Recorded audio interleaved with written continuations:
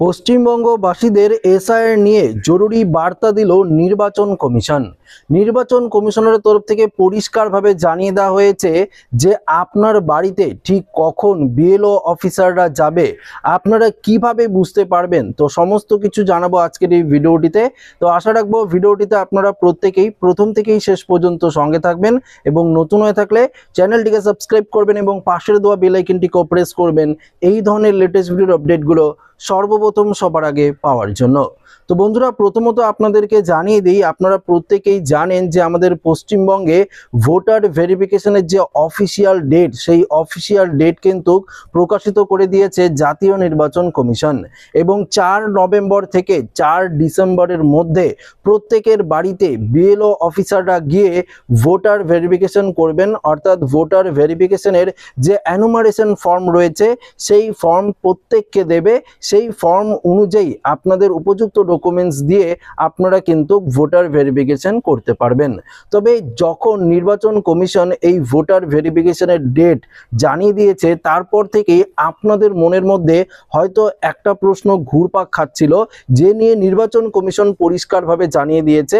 অনেকেই ভাবছেন যে যখন বিএলও অফিসাররা অর্থাৎ 4 নভেম্বর থেকে 4 ডিসেম্বরের মধ্যে বিএলও অফিসাররা আপনাদের বাড়িতে যাবে, তো এই টাইমে কখন বিএলও অফিসাররা আপনাদের বাড়িতে যাবে আপনারা জানবেন কি করে, এই নিয়ে কিন্তু অনেকের মনে কোশ্চেন ছিল।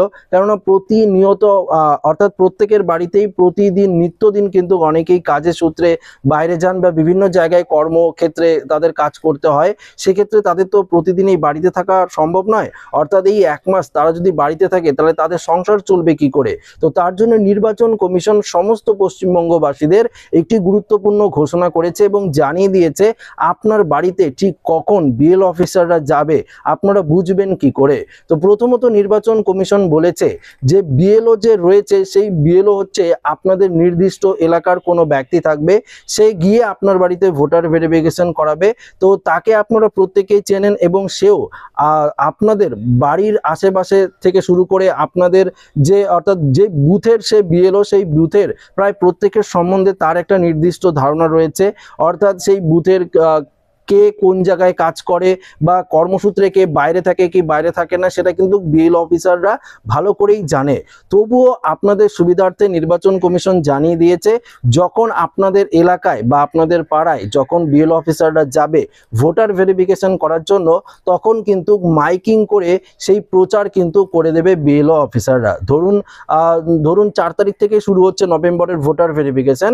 তো ধরুন আপনার এখানে 12 তারিখ বা 15 তারিখে যদি বিএলও অফিসাররা যায় আপনার পাড়ায়, তাহলে কিন্তু তার আগের দিন রাতেই মাইকিং করে দেওয়া হবে যে আগামীকাল আপনাদের এখানে ভোটার ভেরিফিকেশন হবে, কোন জায়গায় হবে বা কোন জায়গায় ক্যাম্প বসতে পারে, পাশাপাশি আপনার বাড়িতে ঠিক কখন যাবে। তো সমস্ত কিছু কিন্তু মাইকিংয়ে জানিয়ে দেওয়া হবে এবং আপনারা কোন কোন ডকুমেন্টস প্রস্তুত করে রাখবেন সেগুলোও কিন্তু বলে দেওয়া হবে। তো অবশ্যই আপনারা কিন্তু এই নিয়ে কোনো চিন্তা থাকবেন না বা অর্থাৎ চিন্তিত হবেন না যে কখন বিএলও অফিসাররা আপনাদের বাড়িতে যাবে বা কখন যদি আপনারা বাড়িতে না থাকেন তখন কি হয়ে যাবে, ভোটার ভেরিফিকেশন আপনারা করাতে পারবেন কি পারবেন না। তো সেই নিয়ে কোনো চিন্তার কারণ নেই, মাইকিং করে দেওয়া হবে এবং সেই অনুযায়ী আপনারা প্রস্তুত থাকবেন, তাহলেই কিন্তু হবে। তবে আপনাদেরকে জানিয়ে দিই যে ভোটার ভেরিফিকেশনের যে ডকুমেন্টসগুলোর কথা নির্বাচন কমিশন জানিয়েছে, সে ব্যাপারে আপনারা প্রত্যেকেই জেনে গেছেন অলরেডি, সবাই ভিডিও দিচ্ছে, আমিও জানিয়ে দিয়েছি যে কোন 11টি ডকুমেন্টস লাগবে। যদি আপনাদের 2002 সালের ভোটার লিস্টে নামও না থাকে, অর্থাৎ সেক্ষেত্রে আপনাদের কোন ডকুমেন্টস দিতে হবে। যদি আপনার 2002 সালের ভোটার লিস্টে নাম থাকে বা আপনার বাবা মায়ের নাম থাকে, তাহলে আপনাদের কোনো ডকুমেন্টস লাগবে না, সেটাও কিন্তু আপনারা অলরেডি জেনে গেছেন। তবে আরেকটি গুরুত্বপূর্ণ আপডেট যেটা এখনো পর্যন্ত অনেকেরই অজানা, যে শুধুমাত্র যে আমাদের পশ্চিমবঙ্গে সবারই বাবা মা রয়েছে বা সবারই আত্মীয় রয়েছে, পরিজন রয়েছে, তেমনটা নয়। এমনও প্রচুর লোক রয়েছে যাদের মা বাবা নেই, যারা অনাথ, তাদের ভোটার ভেরিফিকেশন কিভাবে হবে এ নিয়েও নির্বাচন কমিশন জানিয়ে দিয়েছে। তাদের যদি জন্ম সার্টিফিকেট থাকে বা যদি তাদের স্কুল বোর্ড সার্টিফিকেট থাকে বা আরও যে ডকুমেন্টসের কথা বলেছে, সেই যে কোনো একটি ডকুমেন্টস যদি তাদের থাকে, সেক্ষেত্রে তারা ভোটার ভেরিফিকেশন করাতে পারবে। যদি কোনো ডকুমেন্টস তাদের না থাকে, সেক্ষেত্রে তাদের নামও কিন্তু বাতিল করে দেওয়া হবে না, তাদেরকে সুযোগ দেওয়া হবে, তাদের নাম পেন্ডিংয়ে রাখা হবে। তবুও একবারই যে তাদের নাম বাতিল হবে তেমনটা কিন্তু নয়, এটা কিন্তু পরিষ্কারভাবে জানিয়ে দিয়েছে নির্বাচন কমিশন। তো আশা করি আপনারা বুঝতে পারলেন যে কখন আপনার বাড়িতে ভোটার ভোটার ভেরিফিকেশন করার জন্য নির্বাচন কমিশন অর্থাৎ বিএলও অফিসাররা যাবে। এ নিয়ে নির্বাচন কমিশন কি বললো সেটা আপনাদেরকে জানিয়ে দিলাম। যারা অনাথ ভোটার ভেরিফিকেশন করাতে তাদের অসুবিধা হবে কিনা সেটাও আপনারা জানতে পারলেন। এবার সবথেকে গুরুত্বপূর্ণ যে বিষয় নিয়ে আলোচনা করছি সেটা আপনাদের প্রত্যেককে মাথায় রাখতে হবে। বিএলও অফিসাররা যখন আপনার বাড়িতে যাবে এনুমারেশন ফর্ম নিয়ে, সেই ফর্মটি কিন্তু অবশ্যই আপনাদের দেখতে হবে, দেখে কিন্তু তবেই রিসিভ করবেন আপনারা। কেননা প্রত্যেকের জন্য একটি করে ফর্ম কিন্তু তারা দেবে, সেই ফর্মে কিন্তু আপনার আগে থেকেই ছবি থাকবে। তো আপনার সেই ছবিটি কিনা সেটি কিন্তু দেখে নেবেন, কেননা সেই ফর্মে আপনার ছবি থাকবে, একটি কিউআর কোড থাকবে, আপনার ভোটার কার্ডের নাম্বার থাকবে, সেগুলো কিন্তু আপনারা একবার ভালো করে যাচাই করে নেবেন, মিলিয়ে নেবেন।